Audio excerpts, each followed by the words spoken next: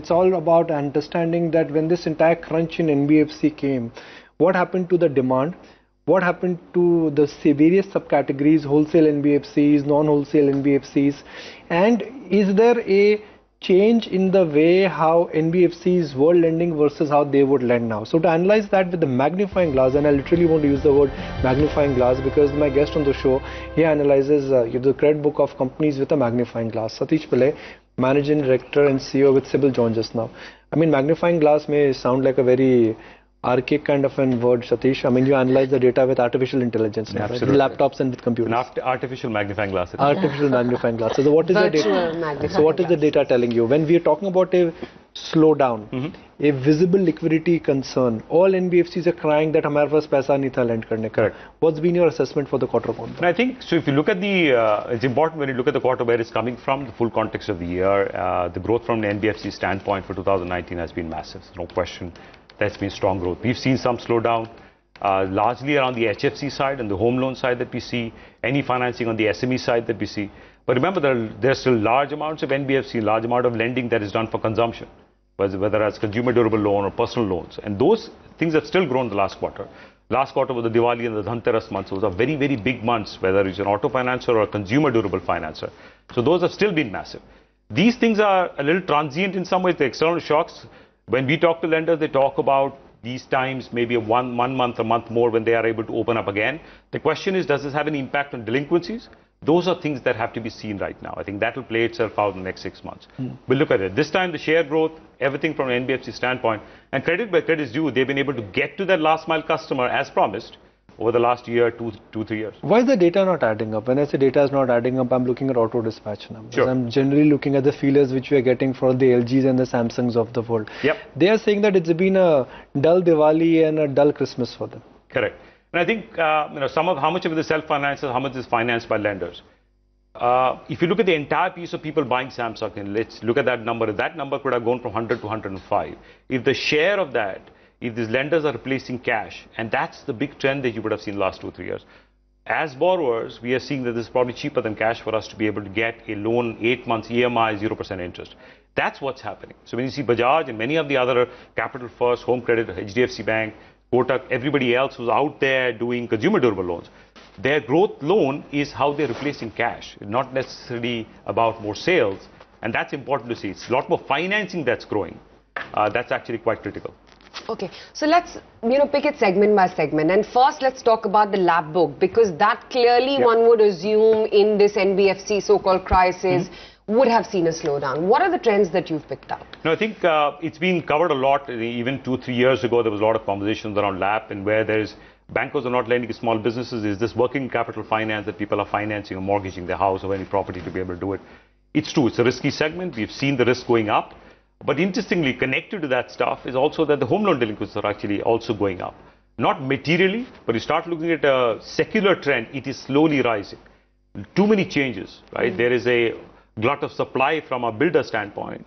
There are issues from whether there are adapting regulations, the RERA and many other things. I think those things are all connected in terms of how it plays out. We look at that segment, but also it depends on which player and who is exposed to that segment to see if that's a sectoral problem that has impact in terms of slowing down retail credit. I don't think so. I think that is contained at some level, but we are monitoring to see if that's actually going up. We do see a slight amount of reduction in terms of the average sanction amount in terms of LAP to make sure that bankers are correcting for it. But like I said before, I think the risk managers, 10 years after the 2008 last retail crisis, I think adapt very, very well to in terms of how they see these pressures and what to stop and what not to do. But that slowdown is evident in autos as well, I'm guessing, because one can see that in their sales dispatch numbers. Correct. It is there. And one thing to actually start looking at, if you look at the auto book and saying, where are the vintage delinquencies actually going? And they're still holding strong. So the ability to manage that piece.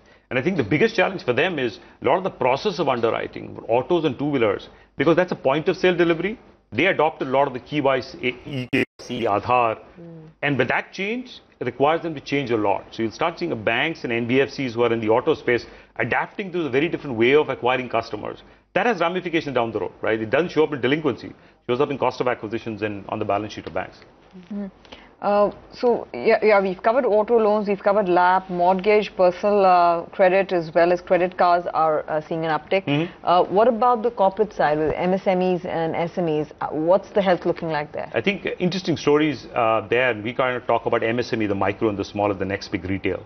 But the underwriting and the bank's policy are going to be a lot more closer to it. It's not that just I'm underwriting you, but I'm underwriting you as a proprietor as well as a company, and there's a blending of both. So the micro, where we're talking about 10 to 50 lakh type of exposure, that's actually grown about 20% year over year. Right? The SME side, which is slightly above that, is probably about 11-15%. Sure. The performance in NPA rates, retail spoils us. Micro, you see about 8%, and you start thinking that's great relative to the large corporate book, but it's stayed steady at 8. But any book that grows a lot, at a high clip tends to be set at it. So there's opportunities for growth on the micro and the SME side. And you see a lot of lenders saying, how do I do this? How do I do it faster? So there's no way that you can survive in a market giving 15 days to give a micro loan. When the same amount of loan on the retail side from an individual, you might actually give in a minute. So that's the transformation that we're seeing. But yeah, the delinquencies are flat. I think it's encouraging signs on the MSME side. That we still see this is actually a solid, consistent pattern from an NPA perspective, and the growth rates are pretty strong. If I look at the MSC or SME segment, the challenge is that that segment is not growing. Yeah. That's the business cycle, or that's the environment, or that's inefficiency. And I don't think there's a reason to believe that that segment will make a comeback in next 6 or 12 months in a very powerful manner. The on-ground activity is not going to change, demand is not going to come back. So this problem is only going to extend. Delinquencies will only go higher. That segment will slow down further. Is it a safe assumption? Not necessarily. And let me kind of clarify, say that. So you are right in terms of there's a structural economic aspect to their ability to be able to pay. But are they getting serviced enough? If you look at the penetration rate in SMEs, whether it's proprietors, partners, or a partnership, are they actually getting enough funding? The answer is no. And the answer is no because it takes a whole lot of time as well. The source of funds for small business are still family. There is still a source for organized capital to come in cheaper and more effective way. I think the biggest thing the banks are doing right now to be able to transform, saying, how do I make it interesting for you to borrow from me and make it convenient to borrow from me? If 15 to 40 days to service a loan is a bad idea. And the other interesting thing that we found is nothing to do with cost. The longer a bank takes to give a loan, the worse it performs. Just say that again. The longer it takes to give a loan to an individual, the worse it performs. You justify making a bad decision. I know within a day whether you're good or bad. And how you underwrite those things. And we are promoting a whole lot of objective, information-based underwriting. That doesn't mean that you forget institutional knowledge. But that evolution has to happen on the SME side. No, so how is it that a lot of these big corporates got loans so easy? Because the longer it takes to give a loan... Cibil was not involved. They never took the answer is in the question that you asked yourself. I think that's typically there. It's always true. You ask any risk manager who's been there, they'll actually instinctively understand. You run after a bad deal for a much, much longer time. And then you justify it and figure out how it's get done. I think that's the extreme part of the pendulum. I just want to make sure that people understand their ability to make decisions. It's about saying yes faster, but also saying no faster. So, Satish, but tell me, if all these segments are slowing down, how is it that credit cards and personal loan segment is actually seeing an uptick and very stable delinquencies? Amidst all this talk about job growth slowing down, absolutely. And I think there is the demand and supply side both, right? Ability for a bank to be able to do this in real time means that they are actually able to scale up the business a whole lot faster. They're able to give more loans in a shorter period of time. I'll give you a context in terms of time, right? So there are probably every quarter we add about 5 lakh crores of outstanding in retail, right? The number of people, actually about 20 million people get loans every quarter, actually close to 30 million new people. That number in 2008, 10 years ago, was dramatically different. There used to be about 1 million people applying for loans every month in 2008, beginning of 2008. Right now, we're doing 1 million in a day. 1 million loans are processed in a day? In a day, right? That was a month. Now, we are not too far away from that, might be in a minute, where you're actually having is really, really small 10-year loans. So what's happened is the supply side, the ability for banks to be able to service a whole lot more is easier. Earlier, they were not possible. So let's say there could be a lot of people walking into a branch looking for a loan. You couldn't give them a loan. 3 days you would get loan, now you get in 3 minutes. Absolutely. And cards and personal loans and consumer durable loans, where it's actually become automatic. The second big thing, a lot of them are pre-approved. So a lot of the large banks and personal loans, they are not waiting for you to apply. They know when you need it. and they already know you're good. But Satish, that's one side of the argument, which is that you made the access to loan very easy. Whether it's technology, whether it's big data, understanding of the consumer behavior, which is what really matters when you're giving money to someone, right? But giving money is very easy.